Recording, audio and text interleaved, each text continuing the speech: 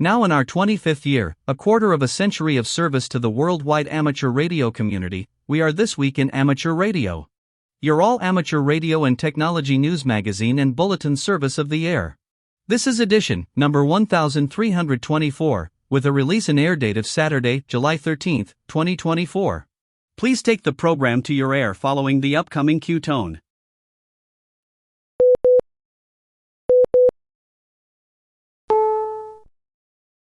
On the air and on the internet since 1993, serving the amateur radio community with weekly, reliable, amateur radio news and special features, we are This Week in Amateur Radio, the premier worldwide amateur radio and technology news magazine and bulletin service of the air. Here are the stories for release around the earth as we come to air with edition number 1324 of This Week in Amateur Radio. We will have an update on Hurricane Beryl and its aftermath. The ARRL appears on the Weather Channel. Ham Radio Friedrichshafen, the EU's largest hamfest, set a new attendance record. The ARRL issues a call for nominations for the positions of director and vice director. The 2024 Field Day log deadline is approaching. The Radio Amateurs of Canada announces that grants and scholarships are now available. Innovation, Science, and Economic Development Canada is updating its amateur radio question pools. The Perseids meteor shower is coming up, giving hams a chance to work meteor scatter. Brazilian amateurs mark their radio league's 90th anniversary. The Wireless Institute of Australia is seeking input on normalizing the 40-meter band plan worldwide. According to trade magazine Bleeping Computer, the ARRL finally confirms the ransomware attack stole data. The league announces new section managers. We will tell you who they are. We will have the monthly volunteer monitoring report, and scientists have come up with a novel way to construct buildings on the moon. We will tell you all about it in this week's report. These headline stories will come to you in a moment, along with this week's special features. We will visit with Bruce Page, KK5DO, and get an update from AMSAT and what's new with all those amateur satellites in orbit. Australia's own Onno Benschop, VK6FLAB, and Foundations of Amateur Radio will tell us all about Australian call signs. Our own amateur radio historian, Will Rogers, K5WLR, returns with another edition of A Century of Amateur Radio. This week, Will takes us back to witness the very first radio regulations being put into place in an episode he calls, The First Regulations, The End of Free-Range Hams. And, we will stop by and visit with Bill Saliers, AJ8B in the DX Corner, with all the latest news on radio sport, DXpeditions, DX in general, upcoming contests, and more. That's all straight ahead as North America's premier amateur radio and technology news magazine and bulletin service, This Week in Amateur Radio, takes to the air right now. Reporting from our overheated headquarters studio facility just outside Albany, New York, this is W2XBS. And reporting from our news bureau in Cortlandville, New York, like my grandma used to always say, it's been a real scorcher this past week. I'm Chris Perrine, KB2FAF. Reporting from our news bureau in Salem, Ohio, this is Denny Haight, NZ8D. And reporting from our news bureau in Rochester, New York, along the southern shore of Lake Ontario, I'm Dave Wilson, WA2HOY. And from our news bureau in Knoxville, Tennessee, in the shadow of the Sunsphere, I'm Josh Marler, AA4WX. And reporting from our news bureau in western Massachusetts, in the heart of pecan pie country, well, at least for today, it's National Pecan Pie Day, and folks around here are going nuts for it. I'm Marvin Turner, W0MET. And reporting from our Troy, New York News Bureau, where this week I noted that the St. John's wort is in bloom, I'm Eric, KD2, RJX. And reporting from our amateur radio outpost in the Catskill Mountains of upstate New York, where we've just finished enjoying the first of the year's sweet corn, and it was magnificent. I'm Don Hulick, K2ATJ. And reporting from our news bureau in Fayetteville, Arkansas, where we're all beginning to long for autumn's cooler temperatures, I'm Will Rogers, K5WLR. And now, with this week's lead story, here's our own Chris Perrine, KB2FAF. Leading off the news this week, Hurricane Beryl, the second named storm for this year in the Atlantic, is now only a remnant of a storm, but its 8-day impact left a wake of destruction and deaths with 3 different landfalls. Often, when a storm finally settles over a large landmass, most of the population relaxes, thinking the worst is over. After Beryl landed on the Texas coast near Matagorda as a Category 1 storm, it still created havoc, especially in the city of Houston, Texas, where over 2 million homes and businesses were left without power for more than a day. John Ross, KD8 IDJ, is at League headquarters with more on this story. Remnants of Hurricane Beryl, now a post-tropical cyclone, were moving northeast as of early Friday morning with heavy rain and 35-mile-per-hour winds. The storm is forecast to continue its current direction as it moves through Pennsylvania, upstate New York, and northern New England and Canada, moving east-northeast at 20 miles per hour. Beryl was the fastest and earliest storm of the hurricane season, and during its 8-day run, that left behind more severe damage to the Windward Islands and Mexico before making landfall in Texas.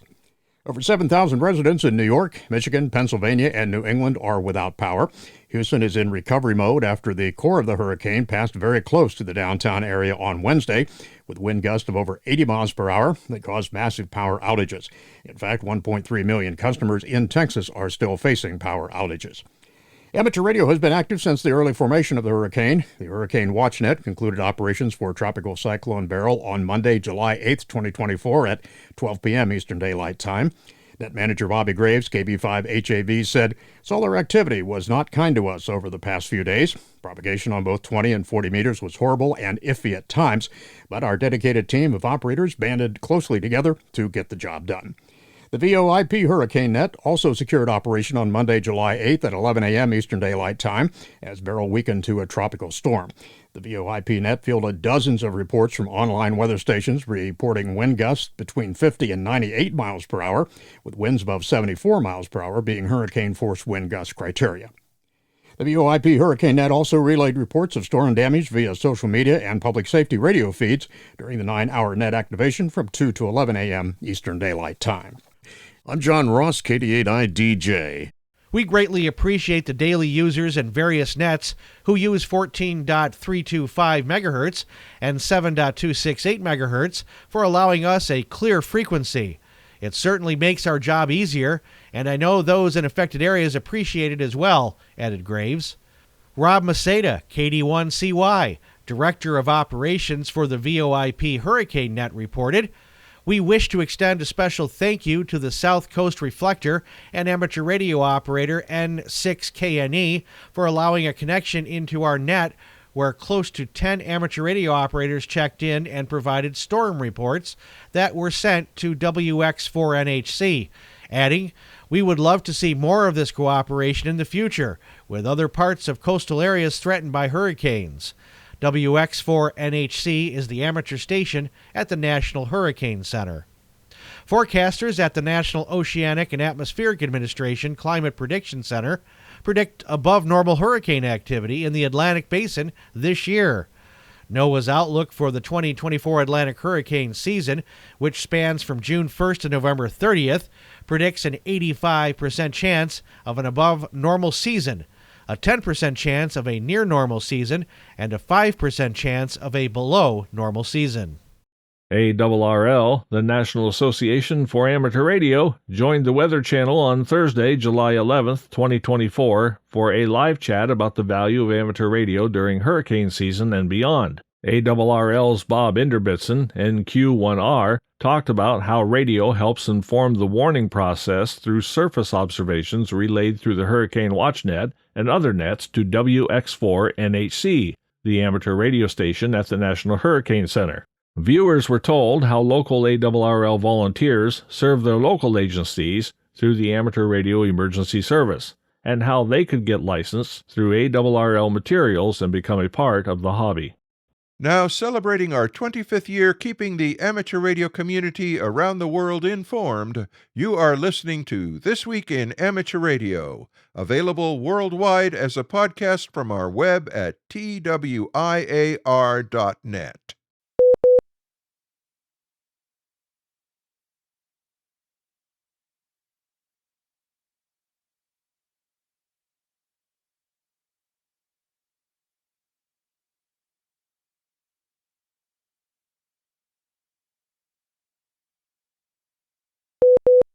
A shared passion for amateur radio brings people together. More than 11,300 attendees from 58 different countries gathered last week at Lake Constance in Germany for Europe's largest Hamfest to engage in radio communication, acquire technical gear, and attend informative talks. For 3 days, more than 380 participants showcased the wide-ranging world of radio, with 150 commercial exhibitors and international associations, as well as 230 flea market exhibitors. The joy of reuniting again with fellow hobbyists was clearly evident throughout the 4 exhibition halls and the Foyer West. Many radio enthusiasts chose to camp overnight in their motorhomes at the exhibition site, where more than 560 vehicles were parked on all days of the fair. Some 77 young technology enthusiasts delved into the realms of science and radio at Ham Camp. Discovering, tinkering, and crafting, the young participants engaged in a technical scavenger hunt, decoding Morse code, solving quiz questions, practicing soldering, and taking part in various other activities. According to the trade magazine Bleeping Computer, the American Radio Relay League finally confirmed that some of its employees' data was stolen in a May ransomware attack initially described as a serious incident. ARRL, the National Association for Amateur Radio, said in a data breach notification recently sent to impacted individuals that it detected the sophisticated ransomware incident after the attackers breached and encrypted its computer systems on May 14th. After discovering the breach, ARRL took impacted systems offline to contain the incident and hired external forensic experts to help assess the attack's impact. In early June, it also revealed that its systems were hacked by a malicious international cyber group in what is called a sophisticated network attack. Our investigation has determined that the unauthorized third party may have acquired your personal information during this incident, it told individuals whose data was stolen. Please know that we have taken all reasonable steps to prevent your data from being further published or distributed, have notified and are working with federal law enforcement to investigate. Impacted data may have contained your personal information, including your name, address, and Social Security number. Although ARRL said no evidence was found that the stolen personal information was misused, it still decided to provide those impacted by this data breach with 24 months of free identity monitoring through Kroll out of an abundance of caution. ARRL stated in the breach notifications that they have taken all reasonable steps to prevent your data from being further published or distributed, which could be taken to mean that a ransom was paid to prevent the data from being leaked.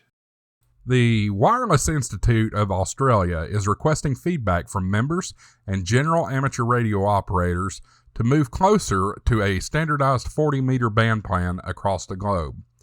Feedback will be relayed to the International Amateur Radio Union. The WIA describes the 40-meter band as one of the most disorganized bands in terms of global alignment on frequency use. Issues include inconsistent International Amateur Radio Union member society band plans, national regulatory constraints by the United States Federal Communication Commission, outdated band plans still in place following the band expansion granted at WRC 2003, and wider use of digital modes. Hams may visit the WIA website to submit responses. The numbers for the ARRL 2024 Field Day continue to grow. As of Thursday, July 11th, there were nearly 3,500 entries posted. John Ross, KD8I-DJ, is here with all the details. Remember, the deadline for entries is July 23rd, 2024, and it's a good idea to check the ARRL Field Day website daily for the latest updates and to make sure your entries are completed. If you see complete in the status column, your entries are good. If you see pending documents, it means you need to submit additional forms or make some corrections. The Field Day Soapbox is up and running. You can post your thoughts and experiences on Field Day activities and read what other amateur radio operators were doing. K0HX posted on Soapbox, I operated Class D for my home QTH. This was a last-minute decision. I have an antenna restriction at my home QTH. I used an MFJ 1788 magnetic loop antenna and 100 watts. I made 309 CW contacts. I'm John Ross, KD8I-DJ. HB1GDS posted on Soapbox that they had a great experience, as other years. It gives us a new challenge to succeed with our own objectives. And this year I improved our EFHW antenna and my battery pack, improving contacts and documents with pictures of the operational site, using WinLink and other challenges. If you need any more information, please contact the ARRL Contest Manager. Reaching the age of 90 is no small achievement. Hams in the Liga de Amadores Brasileiros de Radioemissão, o LABRE, perhaps know that better than anyone, as their amateur radio organization, the oldest in Brazil, marks its 90th anniversary. The Hams are launching a special contest to mark the occasion. The LABRE contest will be held on the 20th and 21st of July, and hams around the world are being invited to contact their counterparts in Brazil using SSB and CW. Organizers are hoping that contacts will be made on all the eligible bands and are encouraging participants to use as many of the bands as possible. The League wrote in translation on the contest website that they hope this activity will become a landmark in international amateur radio competition. The Perseids meteor shower is almost upon us again, with activity expected from July 17th until August 24, with the best peak dates of August 12th and 13th. The source of the shower is the comet Swift-Tuttle. Earth moves through the comet's tail and fragments of comet debris burn up in our atmosphere, and the shower is almost intense when Earth is in the dustiest part of the tail.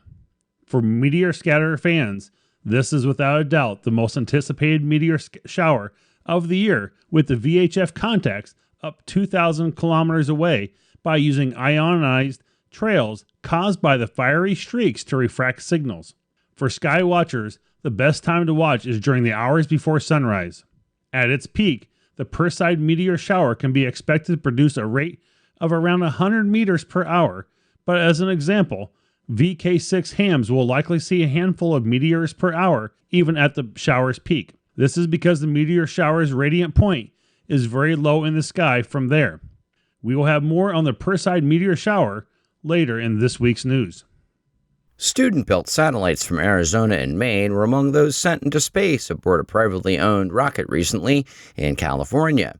2 days after its scheduled launch was scrubbed, a student-built satellite lifted off from Vandenberg Space Force Base in California, lighting up the night sky on July 3rd. Built by engineering students at the University of Arizona, the CatSat was launched on a privately owned rocket of Firefly Aerospace. The satellite's mission is to collect space weather data every 95 minutes while in low Earth orbit for the next 6 months. CatSat will be transmitting at high speeds with a state-of-the-art radio from Rincon Research Corporation and an inflatable antenna from Freefall Aerospace. Firefly Aerospace describes the antenna as making use of a mylar balloon with a transparent front half that permits the pass-through of microwaves and an aluminized back half that is reflective. The CatSat was one of 8 CubeSats developed as part of NASA's CubeSat launch initiative.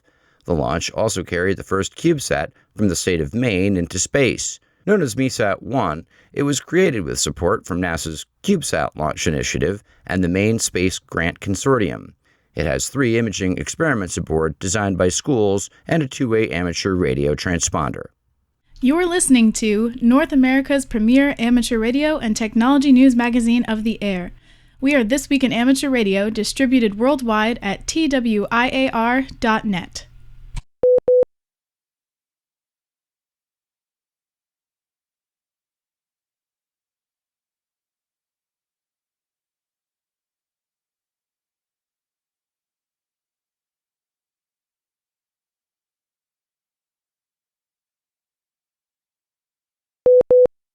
This is the July 2024 Volunteer Monitor Program report. The Volunteer Monitor Program is a joint initiative between ARRL and the FCC to enhance compliance in the amateur radio service. 2 operators in Virginia and Florida received advisory notices concerning wideband operation of 6 to 7 kHz wide on 40 meters, contrary to FCC rules. Section 97.307 Subpart A provides that no amateur shall occupy more bandwidth than necessary for the information rate and emission type being transmitted, in accordance with good amateur practice. A GMRS operator received an advisory notice for operating on an amateur repeater in Tennessee after being requested by the repeater owner to stay off the repeater. Any further operation will be referred to the FCC. An operator in South Carolina received a commendation for activities on the Grand Strand Amateur Radio Club repeater operating on 147.100 and 441.775 MHz. The operator participated as net control for the first time on short notice and managed all check-ins in a timely and efficient manner. An operator in Louisiana received an advisory notice for operation with an expired license. Technician class operators in Indiana, Idaho, and Mississippi received advisory notices for operating FT8 on 40 meters. Technicians may operate only CW on 40 meters. An operator in Maine received an advisory notice for failure to identify during an hour-long transmission on 75 meters. Section 97.119 Subpart A requires amateur stations to transmit the assigned call sign at the end of each communication and at least every 10 minutes during a communication. A glider pilot club in Claremont, Florida, received an advisory notice for operation on amateur frequencies without a license. Any further operation will be referred to the FCC. The FCC issued a notice of unlicensed operation to a skydiving organization in Lake Elsinore, California. The organization must cease operation and respond to the FCC within 30 days. An electric cooperative power company in Arkansas received an advisory notice due to unlicensed operation on 145.500 MHz by its fiber optics contractor. This month, there was one meeting with the FCC. A volunteer monitor program presentation was given at the 2024 Dayton Hamvention. The monitoring totals for this month were 1,166 hours on HF frequencies and 1,046 hours on VHF frequencies and above, for a total of 2,212 hours. We thank Volunteer Monitor Coordinator Riley Hollingsworth for this month's report. Nominations for the 2024 ARRL section managers have been made. All nominees listed ran unopposed and returned their nomination forms by June 7th. They've been notified by mail and elected for new terms beginning October 1, 2024. In Connecticut, Douglas Sharanovich, WA1SFH. In Idaho, Dan Marler, K7REX. In Minnesota, Bill Mitchell, AE0EE.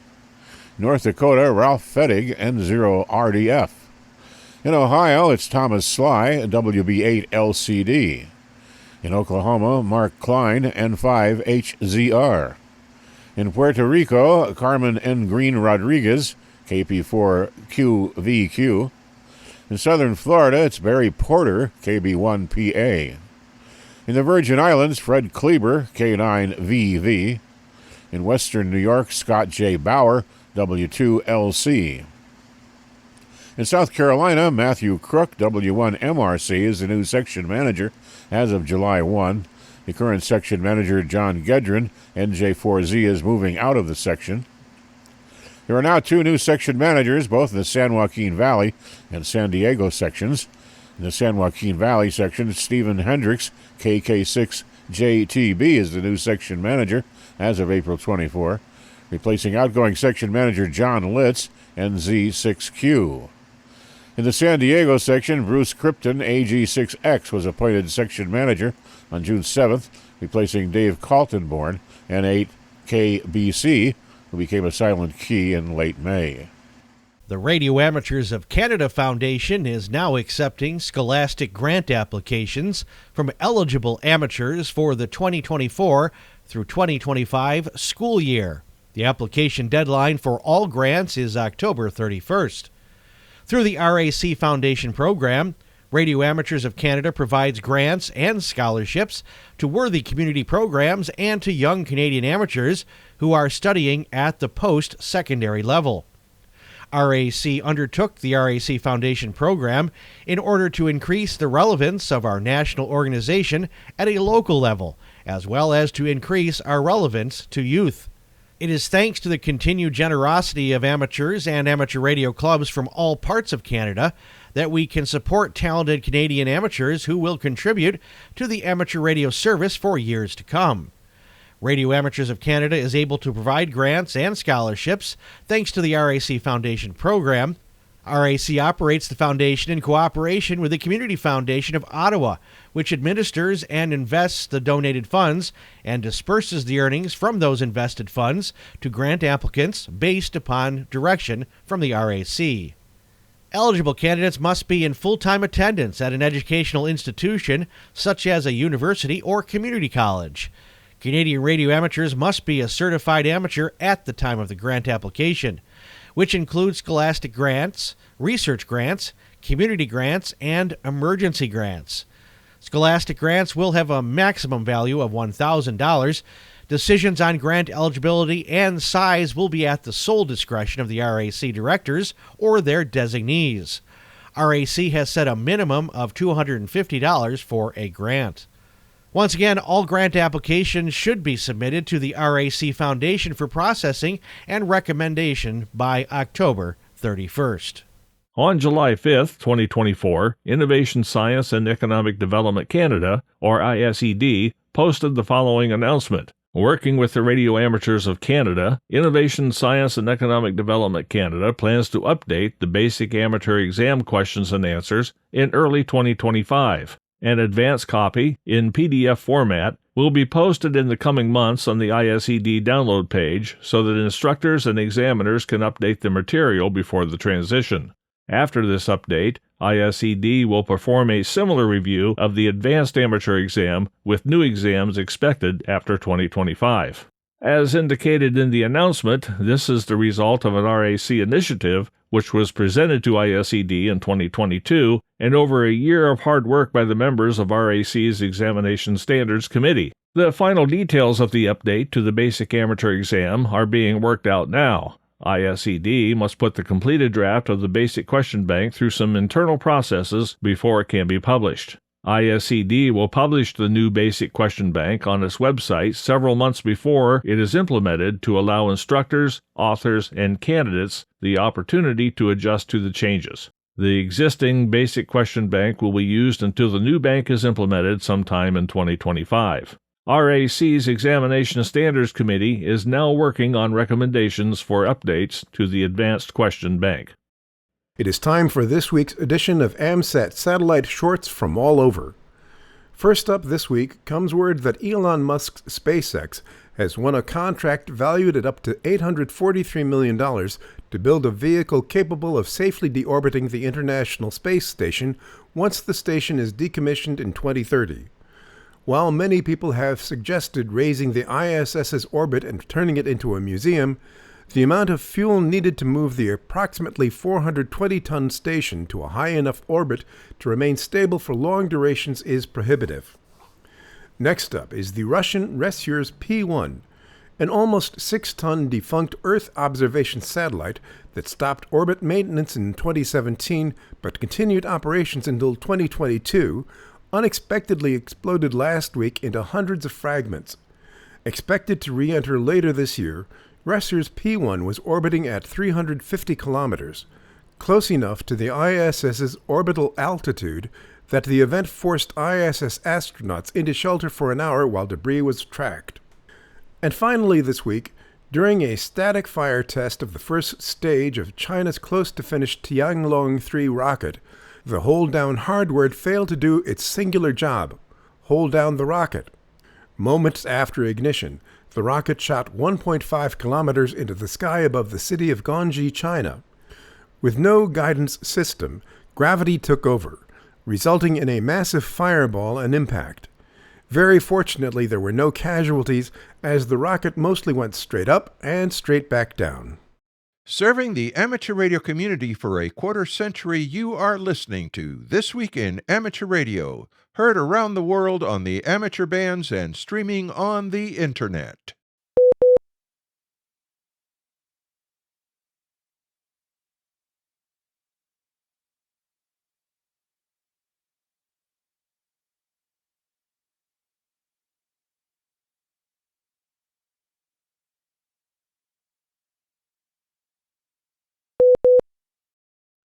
Hello and welcome to the DX Corner for your weekly dose of DX. I'm Bill, AJAB. Oftentimes people will ask me if there is a written copy of the information that I present here. There are so many call signs and URLs and dates being discussed that you could never remember them until such time you could write them down. I use most of the same information that you hear in the DX Corner in the weekly DX column in the Ohio Section Journal. If you just Google ARRL Ohio Section, you will find the Ohio Section website, and you could subscribe to the weekly journal and get most of this information in print. The actual website is arrl-ohio.org. This is a free journal, and you don't need to be an ARRL member to receive it. You will receive more well-rounded information in the weekly This Week in Amateur Radio podcast, but if you're looking for the written verification of what I'm talking about, that's the place to find it. So here's what's happening in the world of DX. This section of DX News comes from Bernie, W3UR, editor of the Daily DX, the Weekly DX, and the How's DX column in QST. If you would like a free 2-week trial of the Daily DX, your only source of real-time DX information, just drop me a note at thedxmentor@gmail.com. The Dateline DX Association will operate as Sierra 9 Zulu, November 11th to the 20th, from the small island nation of Sao Tome Principe. This operation will be on 160 through 6 meters CW, sideband, and digital mode using hex beams and tall verticals. They will also be on 432 MHz EME. This team is highly experienced in DXing, DXpeditioning, and contesting. The DXpedition website is under construction with new information added daily. And as updates are sent out, you'll hear them here. So here's an update on E6 Nui Island, which will run from October 22nd to November 9th. JASIC SP5EAQ plans a DXpedition in Nui Island from the same cottage used by E6SP and E6CI, located close to the ocean on a cliff north of Alafi. He will be active during the CQ Worldwide DX Contest single sideband. JASIC has applied for the call sign E6 Alpha Quebec and is waiting for authorization.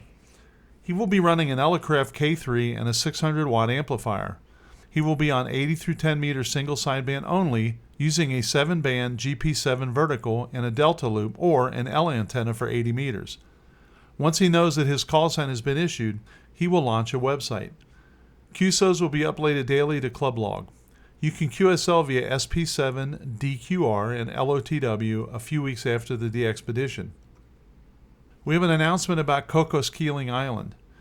Members of the Radio Club Kappa, KAPA, and CDXO will be active as VK9CV from Cocos Keeling Island November 1st through the 15th. They will be active on 160 through 6 meters CW, sideband, FT8, RIDI, and satellite. QSL via OK6DJ. More information will be shared in the Daily DX, the Weekly DX, and here as it becomes available. This would be a new one for me, so you can bet I'll be looking for VK9CV.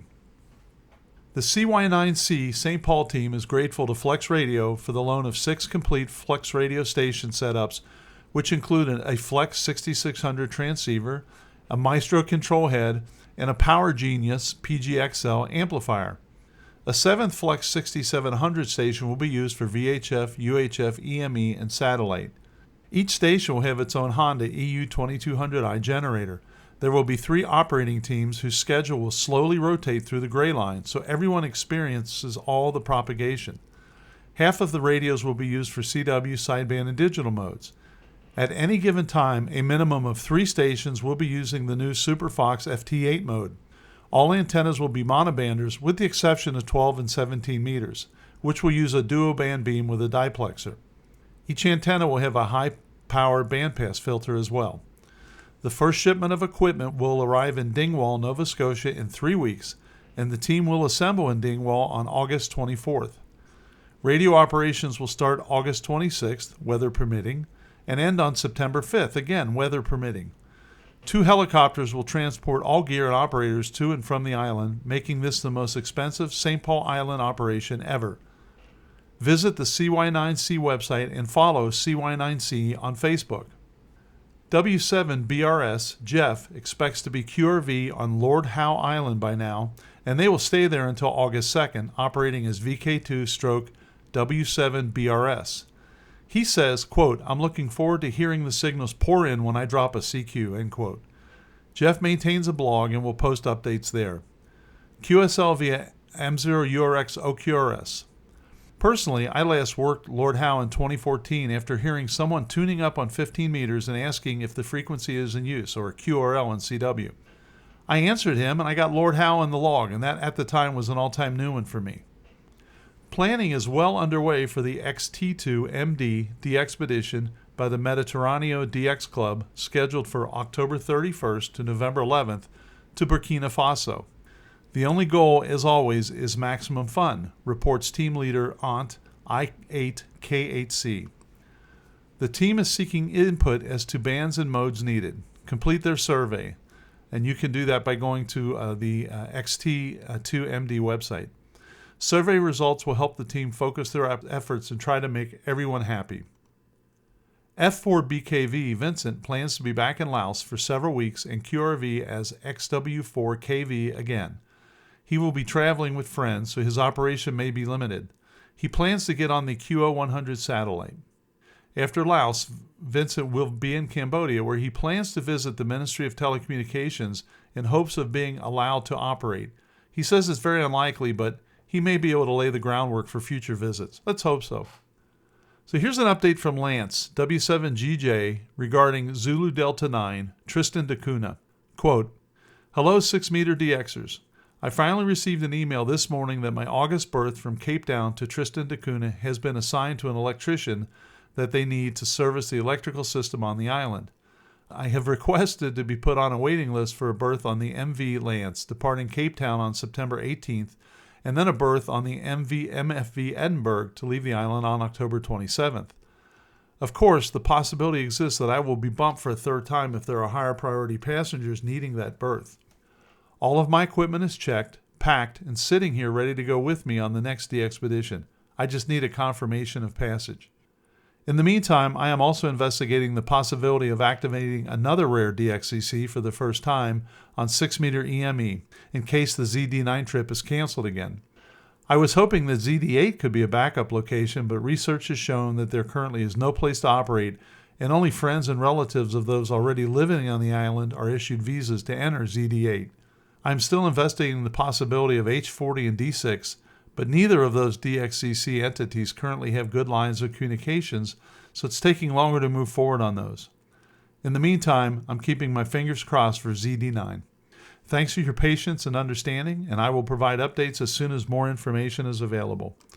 Good luck and very 7-3 from Lance." If you're into the digital modes, this is for you. Super Fox is now available. WSJT-X and WSJT-X Improved are both available for download. These new versions include Super Fox mode. Joe Taylor said, K1JT, quote, "Super Fox mode is a powerful new tool that helps DXpeditions make digital QSLs at a very high rate," end quote. Taylor also says that, quote, "The first significant usage of Super Fox will be by K8R in American Samoa and N5J in Jarvis Island. In the new version, DX stations operating as the Super Fox will need a key which will be supplied to qualified DXpeditions by the Northern California DX Foundation after September 1st, 2024. Quote, "In its early phase-in, we are moving slowly and deliberately," explains Taylor. Super Fox mode behaves operationally like the old-style Fox and Hound mode, but uses a new constant envelope waveform for Fox transmissions. Messages can be transmitted simultaneously to as many as 9 hounds with no signal strength penalty, resulting in a system gain of about 10 dB compared to the older Fox and Hound operation with 5 slots. Right-clicking on the FT8 button toggles Super Fox mode on or off for either Fox or Hound, allowing quick transitions between Super Fox and the old-style Fox and Hound. All versions of WSGTX Improved now provide high DPI scaling, which was 4K support.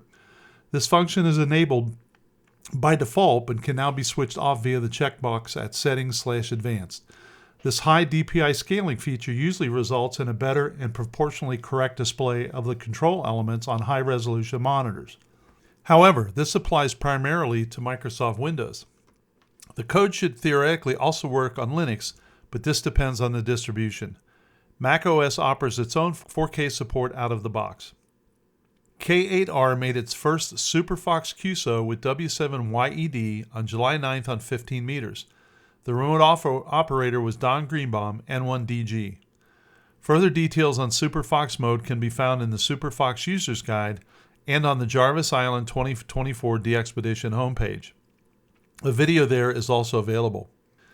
In addition, the DX Mentor podcast, which consisted of AJ8B, WAGEX, and one of the initial architects of both Fox and Hound and Super Fox, AA7A, discussed Super Fox on YouTube and Spotify, so check out the DX Mentor to get those details.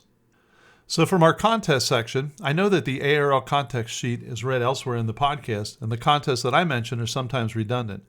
However, there are a few contests that I have found to be especially useful for DXers who are trying to fill band slots or to get entities or zones in the log that may otherwise be difficult to get. And one of the things you should notice as I read out the DXpeditions and their projected dates is majority of them always fall across weekends with the CQ Worldwide Sideband or CQ Worldwide CW contests. So when you operate the contest, you're actually able to pick up a lot of good DX that you may not normally get. And we're going to talk about contesting and chasing DX during a contest in a future episode, but there's a reason that they pick those dates. By this time, the IARU HFDX contest will be well underway. The next contest to prep for is the WAE DX contest, and that's CW August 10th. I will have details on that next week. It's a very challenging contest, but it is a lot of fun. Another contest that is near and dear to me is the Ohio QSO Party. That will be held on August 24th, and I'll give you more details on that as well. And I know the majority of listeners aren't in the Ohio or the 8 call area, but I could always use your QSOs in the QSO Party, so I'm going to take advantage of the podcast. Until next week, this is Bill, AJ8B saying 7-3, and I hope to see you in the pile-ups. Coming up next, This Week in Amateur Radio is presenting another chapter of A Century of Amateur Radio, Hams, Organizations, Events, Inventions, from the mind of Chris Cordella, W2PA, and his editing team. Each episode will bring a different aspect of early amateur radio history. Coming up right after station identification here on This Week in Amateur Radio. You are listening to North America's premier news and information service for the amateur radio hobbyist. We are This Week in Amateur Radio.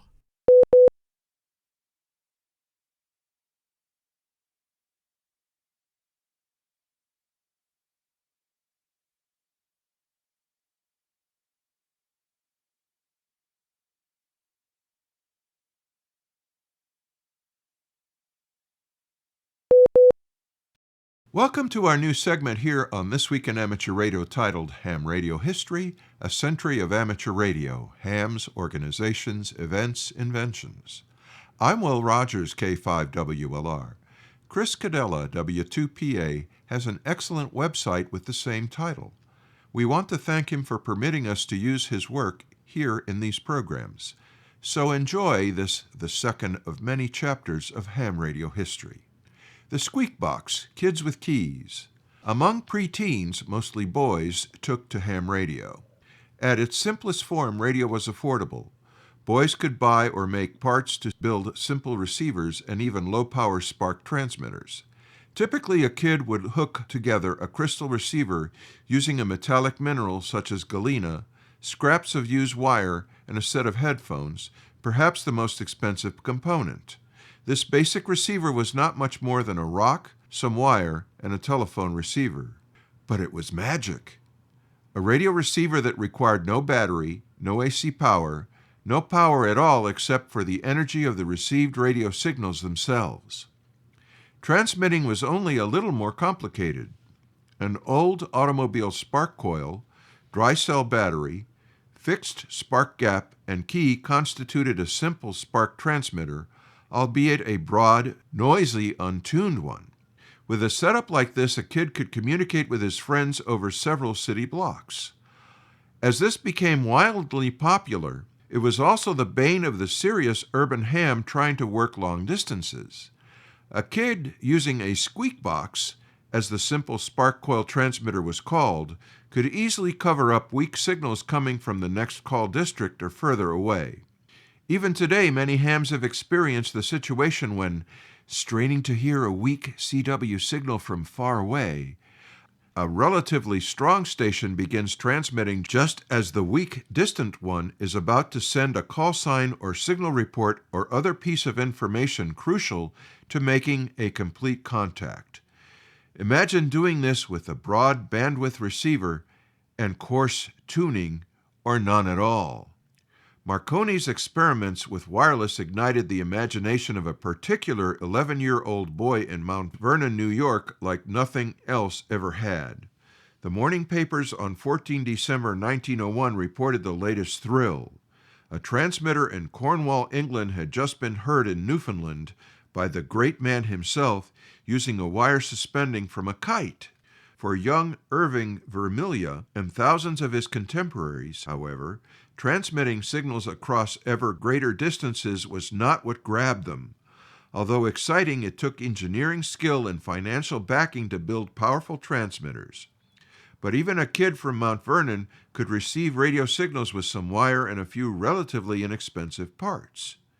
He knew he absolutely had to be a part of it and pleaded with his two main authorities, his father and the family minister, to help him not just get information and equipment, but to meet Marconi.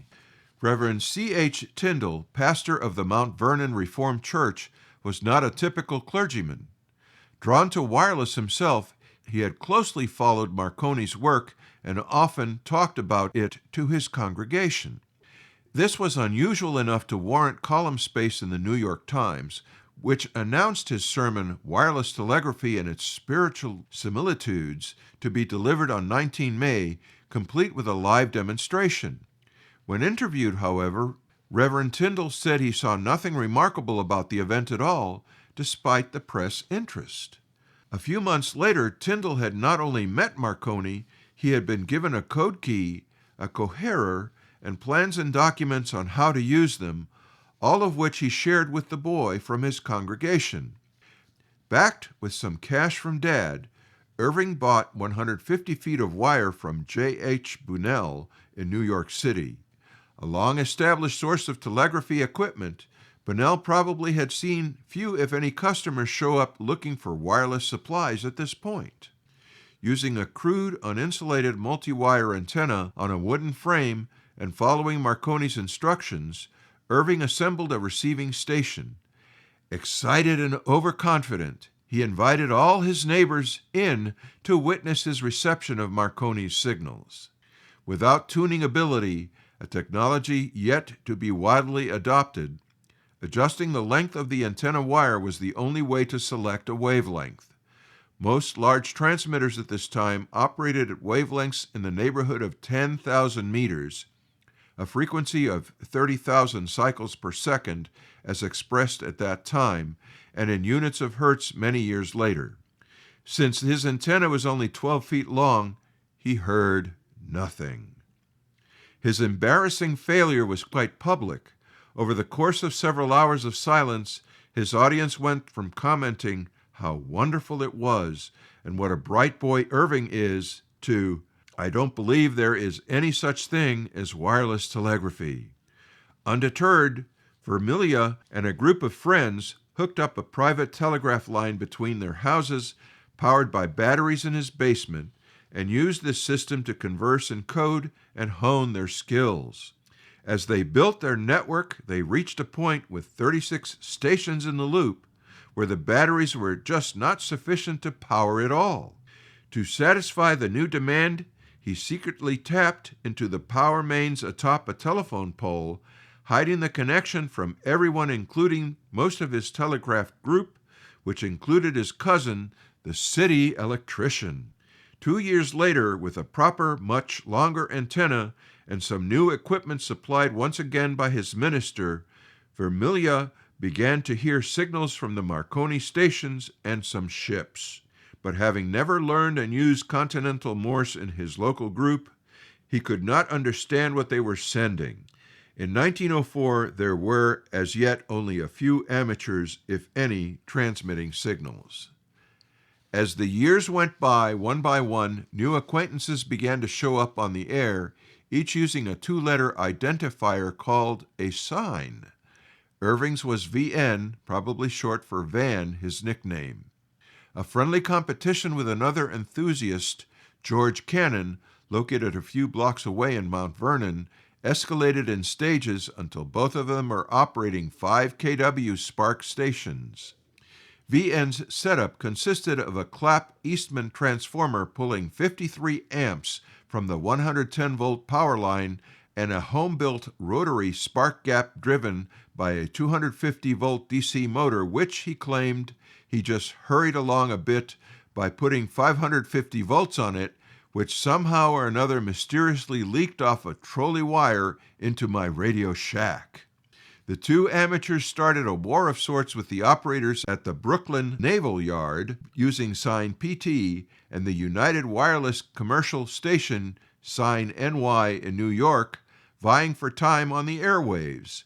No regulations yet existed to give priority to anyone in particular.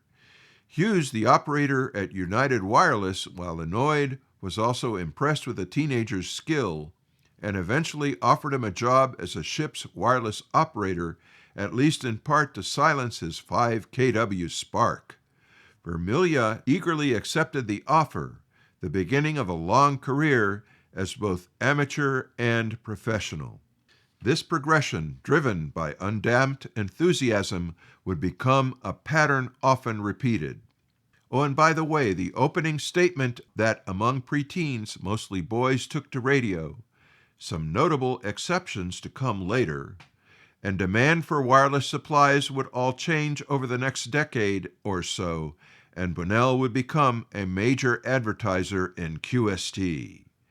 Included in this material are quotes from the following: Irving Vermilya, Amateur Number 1, QST, February 1917 and March 1917.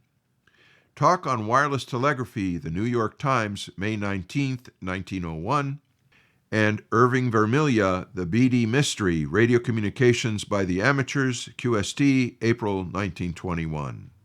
With thanks to W2PA Chris Cadella for his kind permission for the use of his website's materials, Ham Radio History, A Century of Amateur Radio, Ham's Organizations, Events, Inventions, I'm Will Rogers, K5WLR, reporting for This Week in Amateur Radio. You are listening to This Week in Amateur Radio, available as an on-demand stream from Spotify, Deezer, and wherever podcasts are available.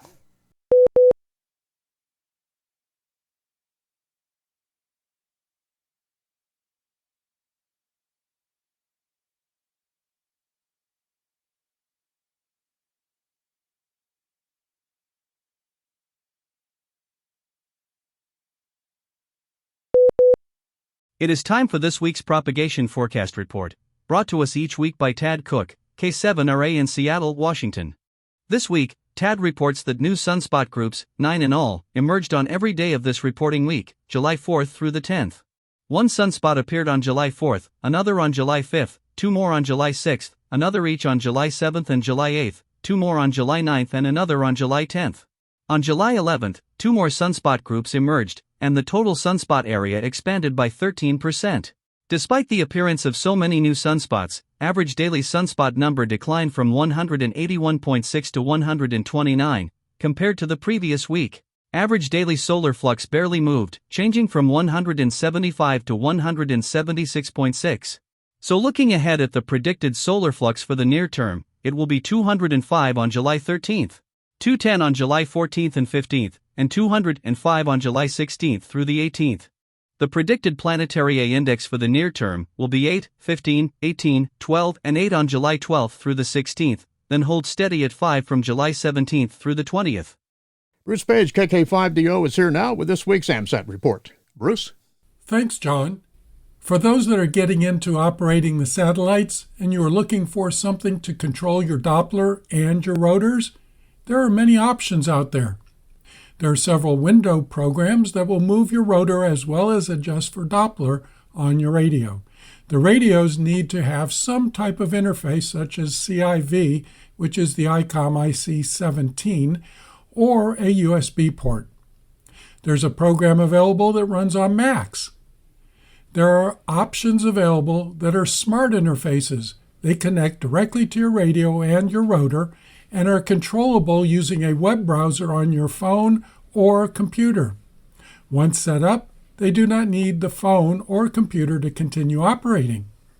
Whichever way you decide to go, it makes operating a bit easier. They will get you in the ballpark for your up and down frequencies.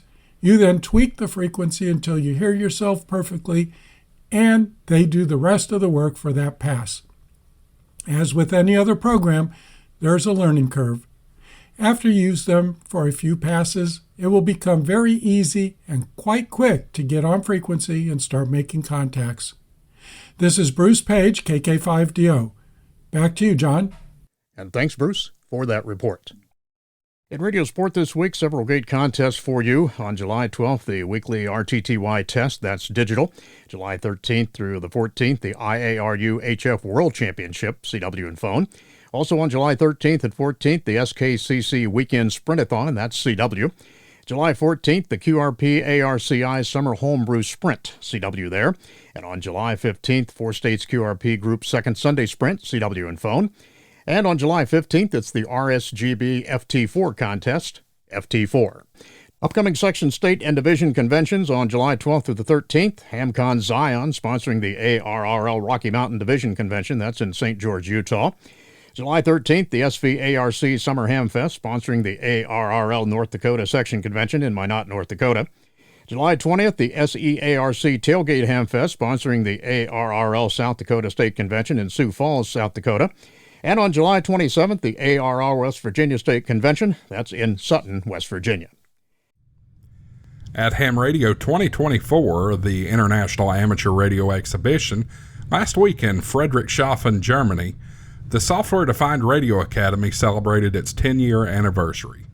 For more information, we now go to John Ross, KD8IDJ, who files this report. Founded in 2014, the SDRA has become a new platform for the exchange of knowledge surrounding software-defined radio. In the early years, the Academy's lectures were recorded with a primitive camera technology, but today, a video team takes the recordings to a completely different level. The SDRA's YouTube channel now has 150 uploads, 4,850 subscribers, and many more viewers of the videos. The winners of the Ulrich Road Award, created in 2022 for innovative research in the field of software-defined radio, were also announced. The GNU Radio Project for its good software solutions for software-defined SDR radio technology. The DARC-AJW team for the SDRC questions in the new questionnaire and standardization of education.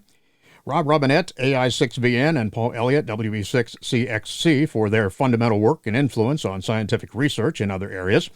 And Christoph Wellen, DL1YCF, with Lawrence Barker, G8NJJ, for their fundamental work on stations. Dr. Rode, N1UL, has been an avid amateur radio operator holding several licenses in the United States and Germany. He's been licensed since 1956 and involved in technology and systems, has received worldwide recognition. In 2015, he won first place in the ARRLDX contest in the Northern New Jersey section. He also operates N1UL-MM on his yacht, the Dragonfly, and is trustee of the Marco Island Radio Club, K5MI. I'm John Ross, KD8IDJ. GNU Radio is a free software development toolkit that provides signal processing blocks to implement software-defined radios and signal processing systems. According to the DARC-AJW group leader, Matthias Jung, DL9MJ, posting on X, the team's work focused on integrating SDR into the German amateur radio exam and educational materials. July 19th through the 21st, the 2024 Special Events Station W3A will be activated by the Amateur Radio Club of the National Electronics Museum. The event will commemorate live TV transmissions from the moon that allowed the world to watch astronaut Neil Armstrong's first steps on the lunar surface on July 20 of 1969. Activation will be 1300 Zulu to 2200 Zulu using 14.269, 14.069, 7.269, and 7.069 megahertz. There will also be operations on 80 meters at 3.869 and 3.569 and digital modes during the event. All frequencies are plus and minus according to QRM. A special certificate and QSL card will be available via SASE. Details will be updated at www-2.us. For more information about the National Electronics Museum, visit their website. The U.S. Congress may soon require AM radio in new cars. In a published response, vehicle manufacturers claim they might have to drop safety features instead. That's the message from opponents of the proposed law in Congress. A guest commentary published by Automotive News restates the key points that opponents have been making since the legislation was introduced, but their blunt emphasis on a possible trade-off with important safety features seems notable. To accommodate analog AM radio as a primary design requirement, certain car makers may need to scrap advanced safety features, with engineers having to prioritize outdated technology over current or future safety innovations, they wrote. If the goal is to save American lives, Congress should encourage automakers to focus on innovative technologies like advanced driver assistance systems, autonomous vehicles, and collision avoidance systems that actually reduce car accidents and fatalities, they wrote. They did not provide specifics of how much AM would cost to keep in comparison to such features. On Monday, July 8th, the 2024 Youth on the Air Summer Camp in the Americas, held at Mount St. Vincent University in Halifax, Nova Scotia, Canada, renamed and dedicated their amateur radio shack as the Bob Heil K9EID Memorial Yoda Camp Amateur Radio Shack. Heil 83 passed away on February 28, 2024. He was known as a mentor and generous donor to amateur radio organizations who enjoyed helping others find success in ham radio and supported youth on the air from the very beginning. There is now a link to the video of the dedication on the Yoda YouTube site. The first activation of VE1 Yoda call sign from the camp was on Sunday, July 7th. Campers will operate the station until Friday, July 12th, and as they finish projects between sessions and during free time. The 2024 Yoda Americas Camp is hosted by the Radio Amateurs of Canada.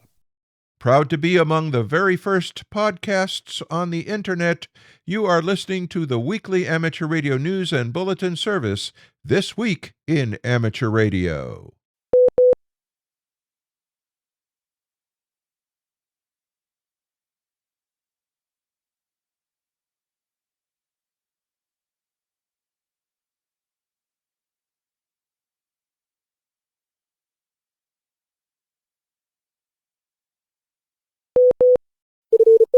Foundations of Amateur Radio. Australia has a long relationship with call signs. Over time, the regulator, today the ACMA, the Australian Communications and Media Authority, has seen fit to introduce different types of call signs and restrictions associated with those call signs. The change that made the most waves most recently was the introduction of the so-called F-call. It's a call sign that looks like mine, Victor Kilo 6, Foxtrot, Lima Alpha Bravo. It has a VK prefix for Australia, the number 6 indicating my state, Western Australia, then the letter F, Foxtrot, followed by a suffix of 3 letters.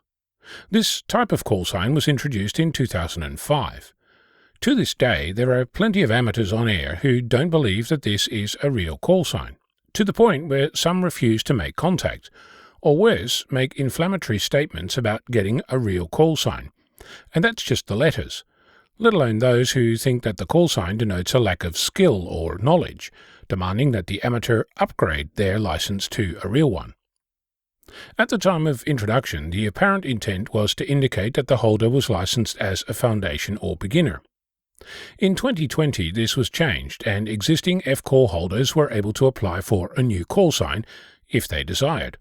Some did, many did not. Currently, there are 1,385 F-calls active, and there are 3,748 Foundation-class call signs in the registry.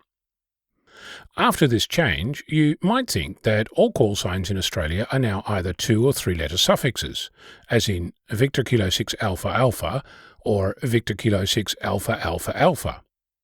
Actually, the F-call continues to exist, and there are now also 2x1 calls, Victor Kilo 6 Alpha, intended for contesters. A popular idea is that the F-call is for Foundation License Class amateurs only. There are currently 10 standard and 16 advanced license class holders with an F-call. There are also 2 special event call signs that sport an F-call. With the addition of contest call signs, new prefixes, Victor Juliet and Victor Lima, were introduced, which brought with it the notion that you could use those new prefixes for your call sign. Currently, only contest call signs are allocated with Victor Juliet and Victor Lima prefixes. An often repeated idea is that we are running out of call signs. Well, there are 1,434,160 possible call signs if we count each prefix, each state, single, double, triple, and F calls across all prefixes. As it happens, there are at present 15,859 assigned and 53 pending call signs. If not all, then surely we're running out of real call signs. Nope. If we look at the VK prefix alone, less than 10% of available call signs have been allocated. Okay, we're running out of contest call signs. Nope. There are 1,040 possible contest call signs and only 188 allocated.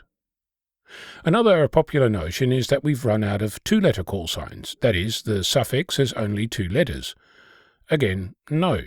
There are 3,553 allocated out of 6,760. Less than 53% has been assigned. Surely some states appear to have run out of two-letter call signs. Well, maybe. Theoretically, each state has 676 two-letter call signs, but none have all of those allocated. For example, VK3, with 675 allocated two-letter suffixes, is missing a Victor Kilo 3 November Golf, for no discernible reason. More on the missing ones shortly. It's impossible to use the current register to determine how many amateurs hold more than one two-letter call sign. Another notion is that you can have a special event call sign as long as it starts with Victor India. As it happens, there are currently special event call signs registered with Victor India, a Victor Kilo, and Alpha X-ray prefixes. Just over half of them have any online activity to promote the call sign for their event. You might think that a call sign can only be assigned or available. According to the register, a call sign can be pending. It can also be reserved, more on that in a moment, and it cannot be in the list at all. Missing, if you like. Take, for example, Juliet November Whiskey. It's assigned in VK2. It's available in all other states, except VK3, where it simply doesn't exist. This oddity doesn't restrict itself to VK3. Take X-Ray Charlie Alpha, available in all states except VK4. Tango Lima Charlie doesn't exist in VK2. Many more examples to go round. And that's not looking at exclusions due to swear words and reserved words like PAN, but SOS is an assigned call sign. Combinations that you think might be unavailable, like QST, are fine, except in VK2 where it doesn't exist. It's thought that reservations are only for repeaters. Nope. Suffixes with Golf Golf followed by a letter are reserved for the Girl Guides. Those that start with Sierra followed by 2 letters are reserved for Scouts. Those starting with Whiskey India are for the Wireless Institute of Australia, and those with India Yankee are for the International Year of something. Interestingly, there is no reference to repeaters or beacons at all in the call sign register, since they fall under the old license regime, rather than the new amateur class. And you thought the system was getting simpler and cheaper to run. You might think that every state has the same number of call signs. Ignoring F-calls, VK5 has the most call signs available, and VK3 the least. No doubt this is due to the call signs that are missing from the register. This likely leaves you with plenty more questions, but next time someone asserts something about call signs, perhaps it's time to have a think before you spout. Note that this information is based on the ACMA call sign register as I found it on the 29th of June 2024. This started as an exploration of just how many different amateur calls were registered. At the time, there were 3,748 Foundation class, 2,079 Standard class, and 9,946 Advanced class call signs assigned or pending. Without knowing how many call signs each amateur has been assigned, it's impossible to know just how many amateurs those 15,773 call signs represent. Perhaps it's time for the regulator to start publishing some data on our community, rather than relying on the likes of me to download 1,774 pages of data and 2 days analysing it. I can tell you that I have been assigned 2 call signs, one for day-to-day use and one I use for digital modes and contests, given that Whisper doesn't play nice with VK6FLAB, and I really have no desire to give up my call. Before I go, every VK call sign also has an Alpha X-ray equivalent on 3 days every year, 26 January, 25 April, and 17 May, and as I said, you can apply for a special event call sign with an Alpha X-ray prefix. I'm Ono, Victor Kilo 6, Foxtrot Lima, Alpha Bravo. The Frontiers of Flight Museum in Dallas is once again marking Moon Day on July 20th, a date to celebrate the anniversary of the Apollo 11's mission landing on the Moon. According to the schedule of events, the Moon will have its day in the sun at last through a variety of presentations. The Dallas Amateur Radio Club will show how hams communicate via Earth, or moonbounds, and AMSAT ambassadors will be present to demonstrate what radio communication is like through amateur satellites. The keynote speaker will be the former NASA astronaut Gregory Johnson, whose experience piloting early space shuttle flights contributed towards the construction of the International Space Station. The 6-hour program is considered the year's largest space-related event in the Dallas-Fort Worth area. You are listening to This Week in Amateur Radio, available to download as a podcast from anywhere on the web podcasts are available.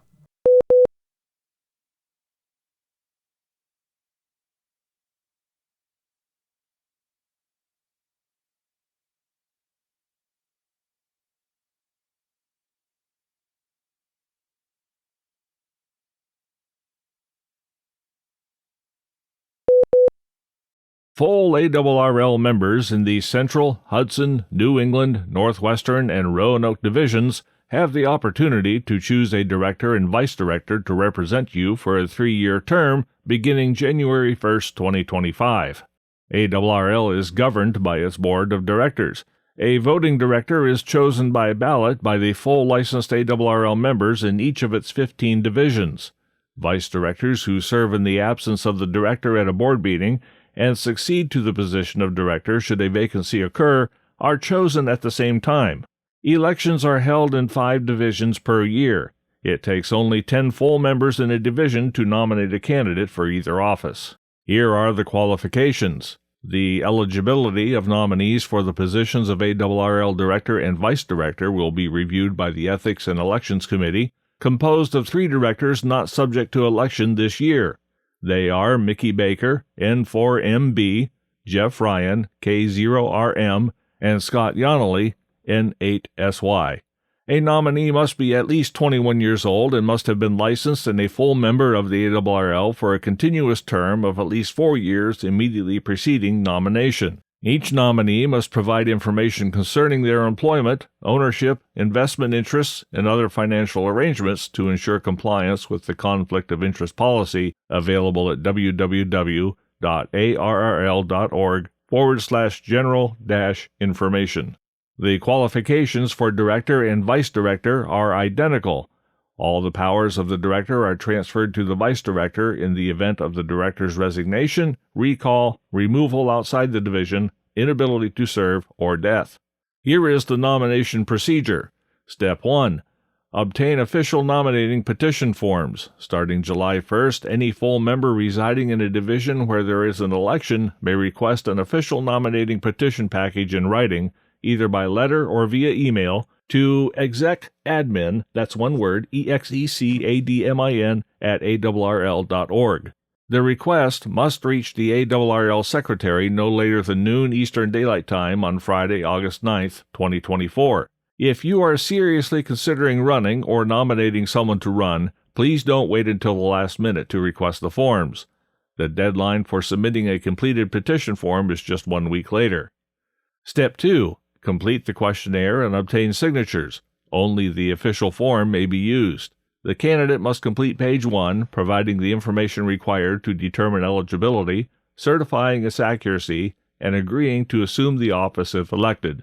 To be valid, a nominating petition must name the candidate and must bear the signatures of 10 full members of the division. Step 3. Submit the petition form. The completed form must reach the Secretary no later than noon Eastern Daylight Time on Friday, August 16, 2024. The submission may be made by electronic transmission of images or facsimile, provided that upon request, the original documents are received by the Secretary within 7 days of the request. A person who is nominated for both director and vice director may choose to decline the nomination for director. Otherwise, the nomination for director will stand and that for vice director will be void. On Monday, August 19, 2024, the Secretary will notify each candidate of the name and call sign of each other candidate for the same office. Candidates will then have until Friday, August 30, 2024, to submit a 300-word statement and a photograph if they desire those to be made available to voters in accordance with instructions that will be supplied. With more information, we go to our own Dave Wilson, WA2HOY. Here is how the balloting works. If there is only one eligible candidate for an office, he or she will be declared elected by the Ethics and Elections Committee. If there is more than one eligible candidate for an office, the full members in that division who are in good standing as of September 10, 2024, will have the opportunity to cast ballots. Official voting documents will be mailed to members who are eligible to vote no later than October 1, 2024. Votes must be electronically cast, or completed paper ballots must be received at the designated P.O. Box in the envelope provided by noon Eastern Time on Friday, November 15, 2024. The candidate receiving the most votes will be declared the winner that day. For absentee ballots, a full member who is residing temporarily outside his or her home division, including overseas, may arrange to vote in the home division by notifying the Secretary before September 6, 2024, giving their current mailing address as reflected in the ARRL membership records and the reason that another division is considered home. Members with overseas military addresses should take special note of this provision. In the absence of information received to the contrary, ballots will be sent to them based on their postal addresses. The incumbent directors and vice directors, respectively, in the 5 divisions in which elections will be held this year are: in the Central Division, Karl Lutzelschwab, K9LA Director, and Brent Walls, N9BA Vice Director. In the Hudson Division, Nomar Vizcarrondo, NP4H Director, and Ed Wilson, N2XDD Vice Director.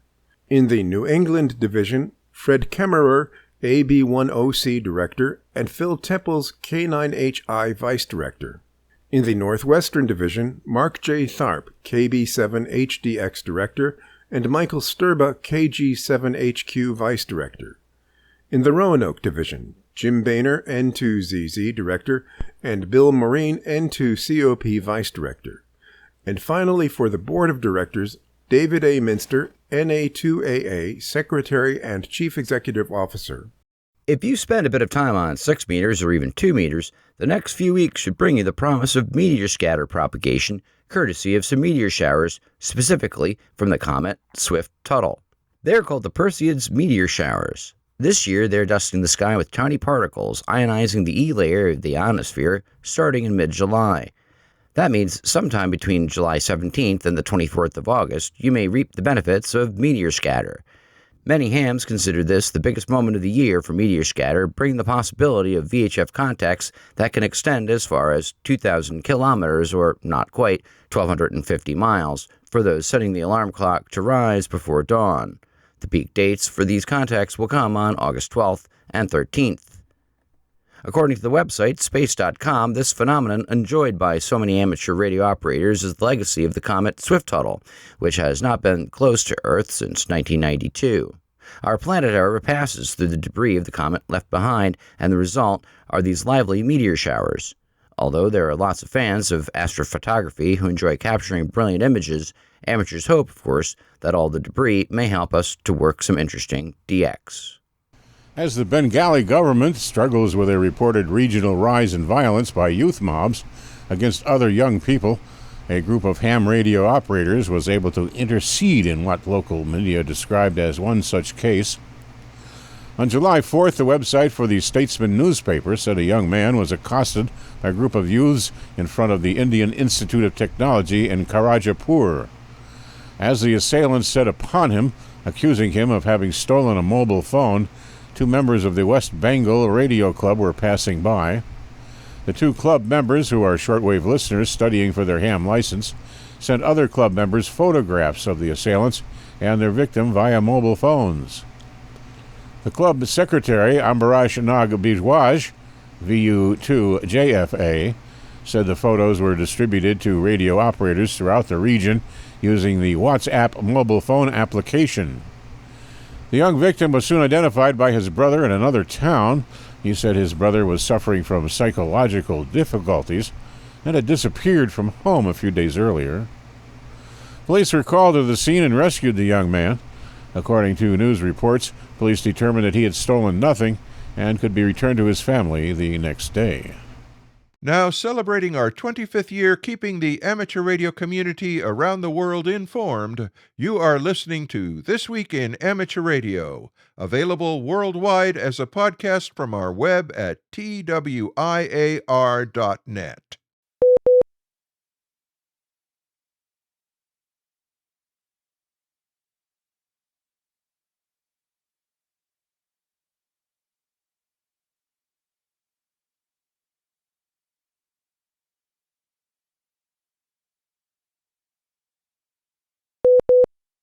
ARRL previously reported that we are responding to a serious incident involving access to our network and headquarters-based systems. Several services have been affected, including those administered by the ARRL Volunteer Examiner Coordinator. Exam registrations and materials. ARRL volunteer examiners should continue to submit exam registrations and material requests.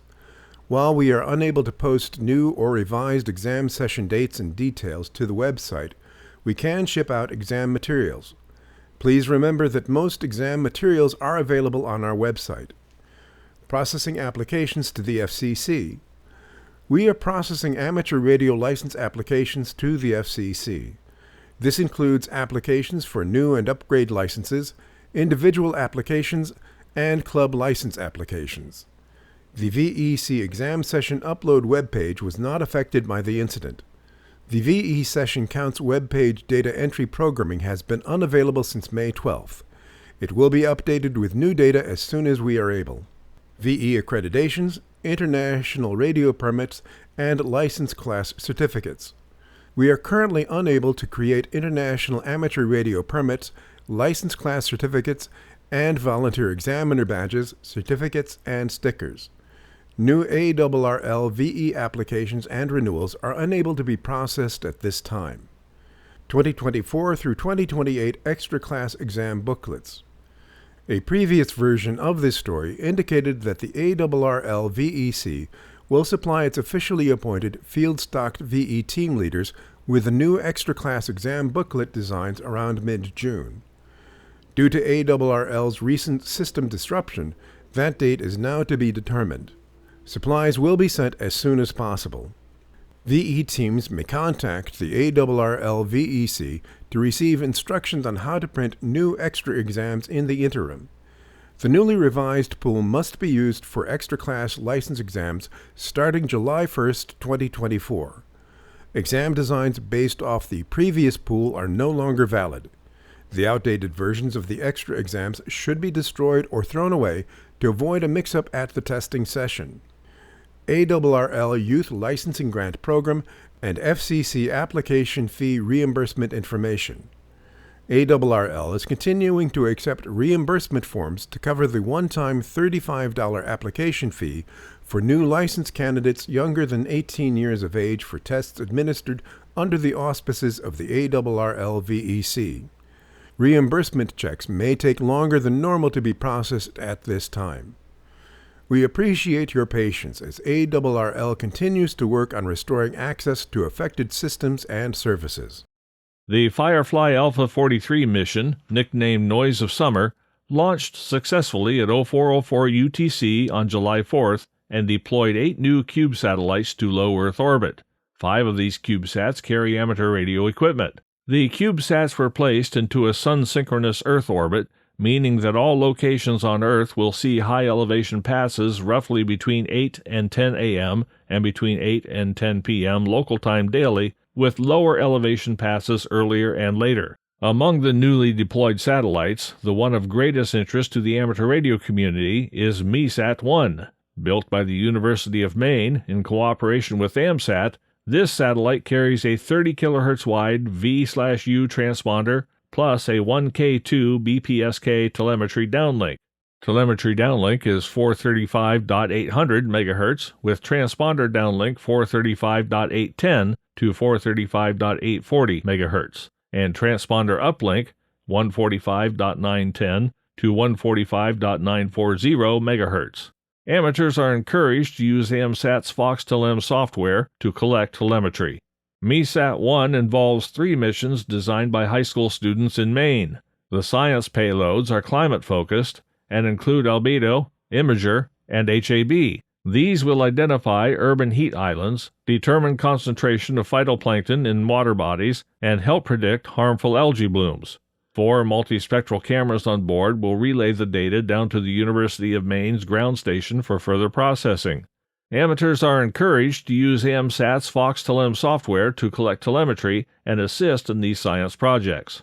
Also deployed was CatSat, a technology demonstration of an inflatable antenna for high-speed communications built by the University of Arizona. CatSat's deployable antenna consists of a mylar balloon. The front half of the balloon is transparent, allowing microwaves to pass through. The back half of the balloon is aluminized, creating a reflecting antenna. After reaching low Earth orbit, CatSat's antenna will deploy and inflate to a diameter of just over 1.5 feet.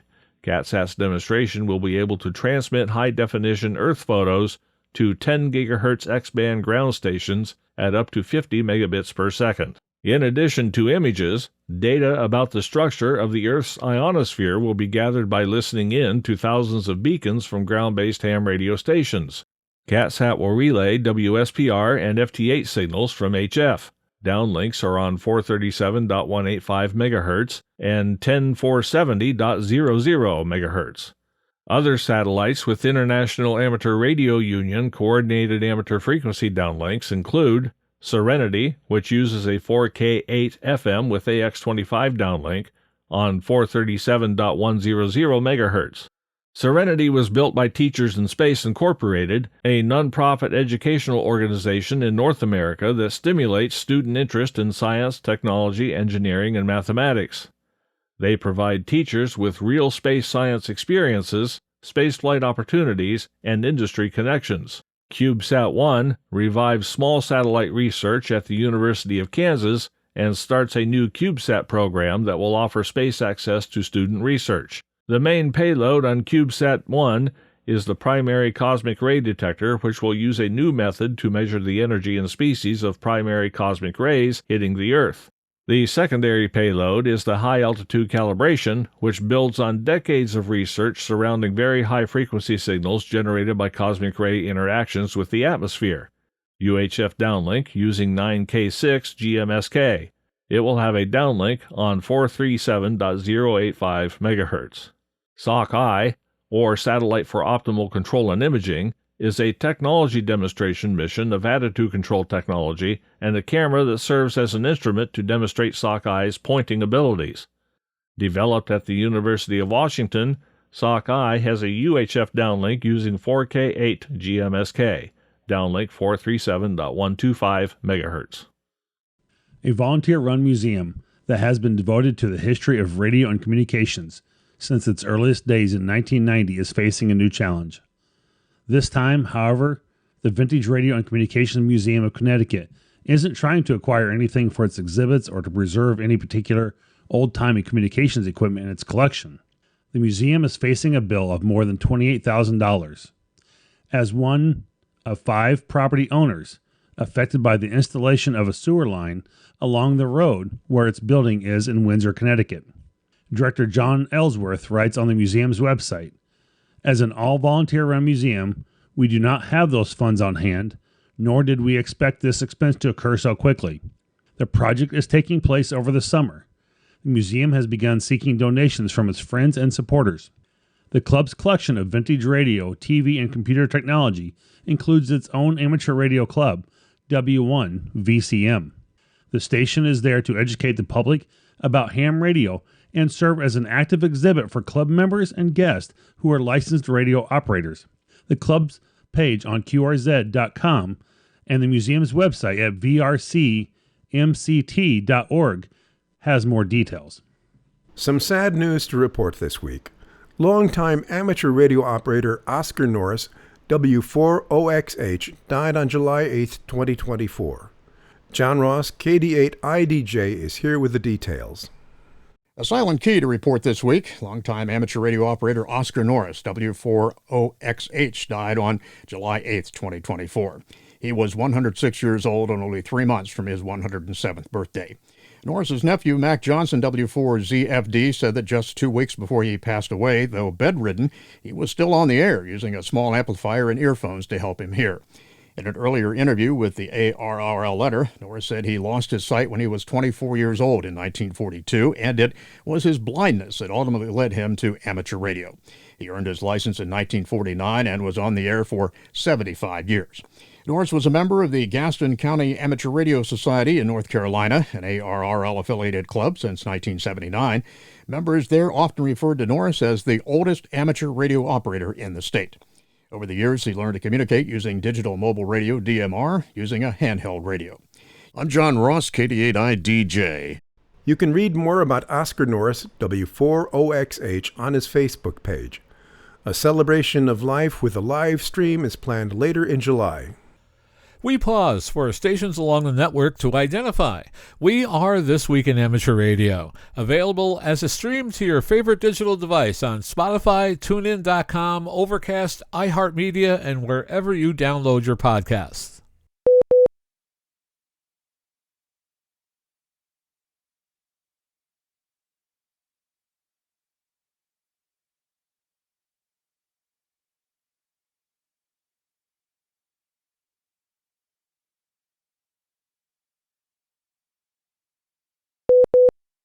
Launched in January of 1990, the amateur radio microsatellite, known as LO-19, outlived its expected lifespan. Even in recent years, an unmodulated carrier could still be heard coming from the LuSat in its sun-synchronous orbit. According to a report from AMSAT, Gustavo, LW2DTZ, declared the microsatellite to be dead after several observers told him recently that they were no longer able to detect the CW carrier. All that changed on July 1st. The signal was reportedly picked up on that day by Nico, PA0DLO, who reported that its signal strength was noticeably weaker, suggesting a failure had occurred in its onboard power amplifier. AMSAT Argentina is hoping to learn more and has asked hams with well-equipped ground stations to continue to listen for LO-19 and report what they hear, if anything.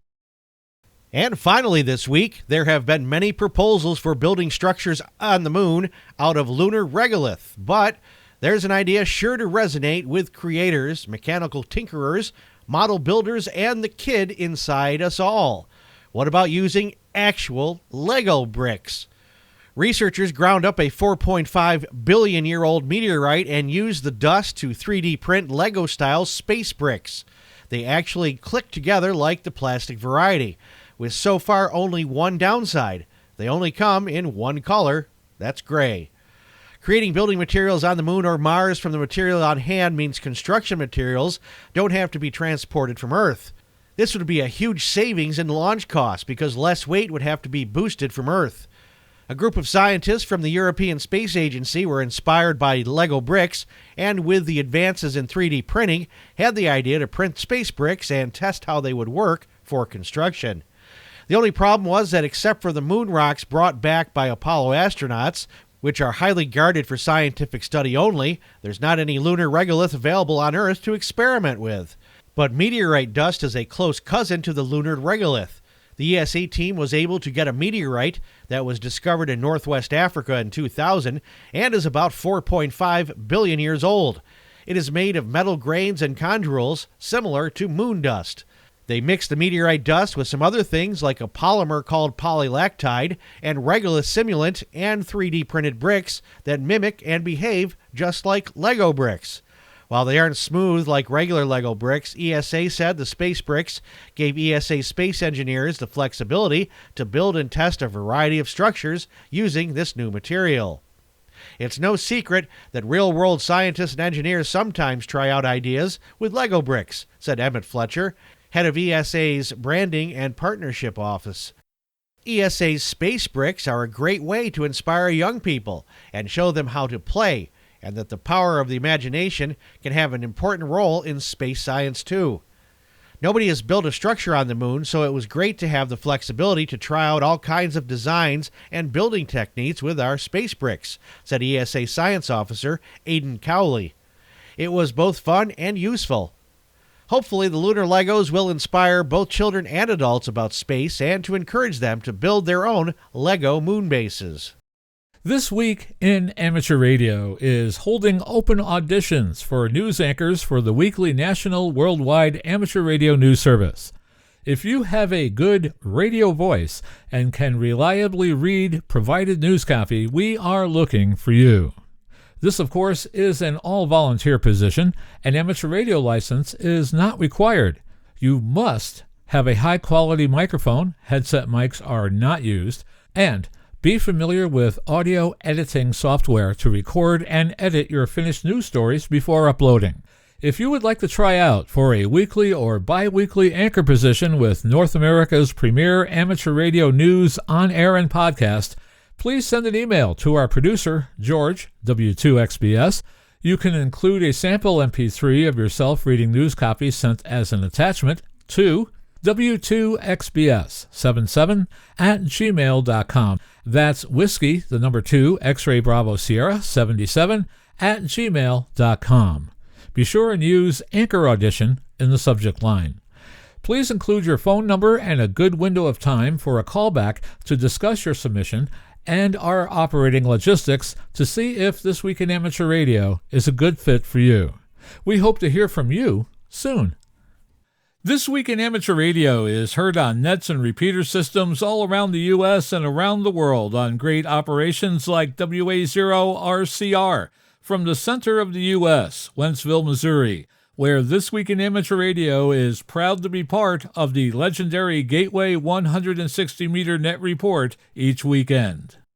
Many of the news and information items heard in this edition of This Week in Amateur Radio have been provided by the American Radio Relay League, the ARRL Audio News Service, and the ARRL Letter, AMSAT, the Radio Amateurs of Canada, the Shortwave Listening Post, the Federal Communications Commission, the Radio Society of Great Britain, and Ofcom, the South African Radio League, the International Amateur Radio Union, the Wireless Institute of Australia and the Australian Communications and Media Authority, the New Zealand Association of Radio Transmitters, the Amateur Radio Newsline, the Rain Hamcast, Eric Guth, 4Z1UG and QSO Today, QRZ.com, the International Telecommunications Union, the 425DX News, Parks on the Air, and the Soda Reflector, and various news sources on the Internet.